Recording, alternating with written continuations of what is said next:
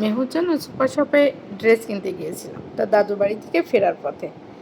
যে এখানে বেশ কিছু ড্রেস দেখছিলাম, ড্রেসগুলো বেশ সুন্দরও ছিল, রিজনেবল প্রাইসের ভিতরে। এই যে বেশ কয়েকটা কালার ছিল।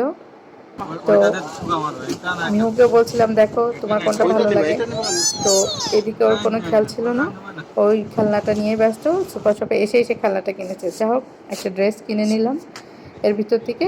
এবার ওর খেলনার সাইডে এসে দেখি অনেকগুলো খেলনা, আর এইগুলো সবগুলো ট্যুর দিয়ে গিয়েছে আগের বাবার সাথে। তো এইসব খেলাগুলো দেখাচ্ছি, ওর পছন্দ হচ্ছে না। তারপর এই সাইডে এসে ও একটা একটা করে এই খেলনাগুলো দেখাচ্ছে, বলছে হালুম, হরিণ, হ্যাঁ এইগুলোই দেখবে। কোনটা নেবে মা তুমি? হ্যাঁ, যাতে বাবা নেবে নাকি এটা পকেট নেবে?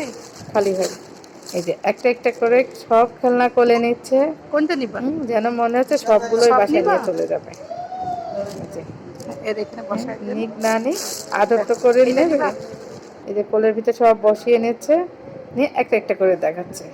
তো হরিণটা ওর হাতে রেখে দিয়েছে, হাতে রেখে দিয়েই বাকি খেলনাগুলো ও দেখছে যে অন্য খেলনা দিবা দিবা ঠিক আছে, হরিণটা আমার হাতেই থাক।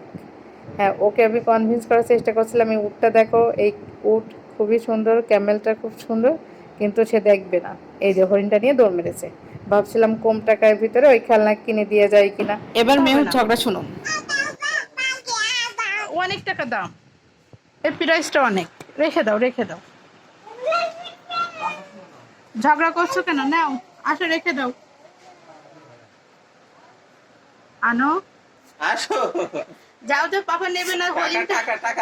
এখন সে তার পাপাকেও বিশ্বাস করছে না। তো পাপা এত বলছে যে আসো, চলো আমি এটা কিনে দিই, বিশ্বাস করছে না। এই যে ক্যাশ পেমেন্ট করতে হবে, দোকানদার বিল দেখছে, তাকেও দিবে না, ভাবছে হরিণটা রেখে দিবে।